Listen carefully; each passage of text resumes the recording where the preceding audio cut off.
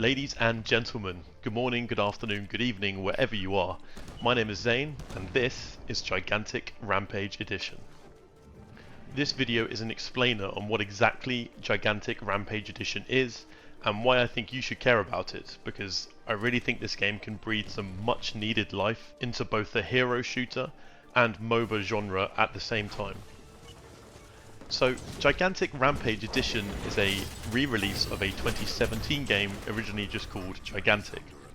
The game combined the moment-to-moment gameplay of a class-based hero shooter like Overwatch with some of the slower-paced and more strategic mechanics that you would find in a more traditional MOBA like League of Legends, Dota, or even Heroes of the Storm or Smite.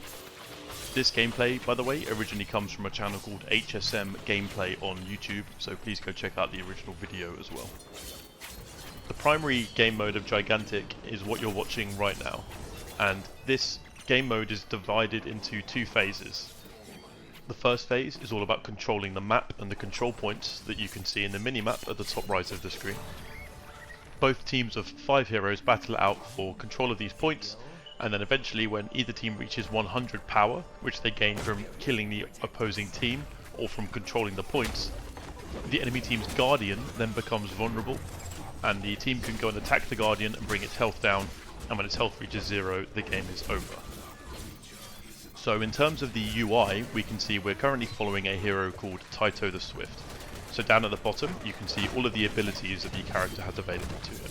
So at the bottom left, we have left click, which is his basic attack, a right click, which is a charge or a lunge, a Q, which is a whirlwind, kind of like Garen's in League of Legends, and an E, which is a ranged attack where Taito sends his pet out to hit the enemy.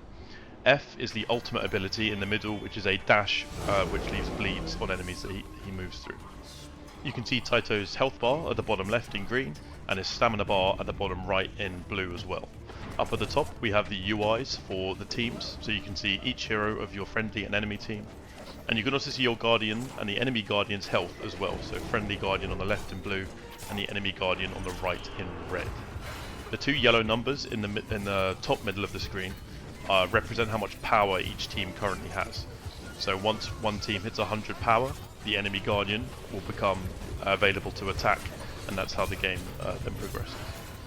One of the more MOBA focused elements of this game is how your character evolves within each game specifically. So as opposed to having a shop system like League of Legends or in Overwatch perhaps, where your character doesn't change at all as the game moves on, this game has levels, and as you move up through the game you can augment your abilities in many different ways and using different paths. So this is actually quite like Heroes of the Storm's talent system, where every couple levels you get a new talent. This game is sort of similar, but has far more choices, and you can upgrade individual abilities much more specifically. This means that, unlike Overwatch, you can customize your character a lot through the game, allowing you to take choices to counter the other team, or cover your weaknesses, or boost your strength relative to what is required. Perhaps your team doesn't have a tank, so you can be slightly more offensive, or doesn't have a healer, so you take things to make you a bit more sustainable. This is actually a nice blend between, again, Overwatch and a game like League of Legends, where knowing the item meta and the builds for each character is kind of vital if you want to be competitive. I think this streamlines that customization and makes it much more approachable. But it also means that you can actually customize your hero in each game, whereas in obviously Overwatch you can't. The game features 21 heroes at this moment, and they represent all of the sort of archetypes and hero roles that you would expect. You've got out-and-out tanks that are trying to control the battle and are sort of very hard to bring down. You have assassins and bruisers, who are kind of a combination of both. You have range characters and mages, you have snipers. You also have some slightly more niche support champions that go a long way to bridging a gap between a damage and a support. And supports also affect the game in much more interesting ways. So some supports can give you an area on the floor that allows your team to jump really high. They give you something called super jump. So that allows you to support your teammates in really interesting ways. For example, if one of your squishy backliners is being chased by an assassin, you can throw down a puddle on the floor that allows your friendly character to jump out of that situation and jump onto like a ledge where the assassin can't chase them to. The time to kill in this game is much longer than what you would find in Overwatch as well. So this, I think, allows for more sort of dynamic team play. People aren't just getting flattened left, right and centre all the time. There's a lot of like attack defend going on, and team play really comes in a really big way. And it's not just about having super fast twitch reactions if you're a Genji player, or you know, anything like that. It's much more about teamwork, sort of ebb and flow of a fight.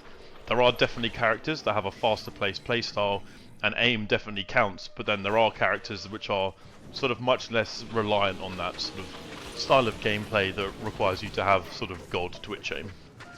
I will be streaming this game when it comes out on April the 9th over on twitch.tv/Zane25, Zane25. So please come hang out if you feel like it, and we can help each other learn this game together. There will be a ranked mode in this game. I don't believe it will be in at launch, but it will be good to have some time to sort of understand the meta, sort of get to know all the champions, and just really have a great time playing this game. There's no sort of laning phase like in League. You get straight into the action, much more like in Overwatch. But yeah, just the huge variety of the champions and the way that they can be built, and just team comps and that whole thing. On top of the fact that the game's just super fun to play. Will make for a great combination, and I'm pretty sure the game's going to do really well. But I hope to see you guys there. Thank you so much for watching, and yeah, see you soon. Thanks.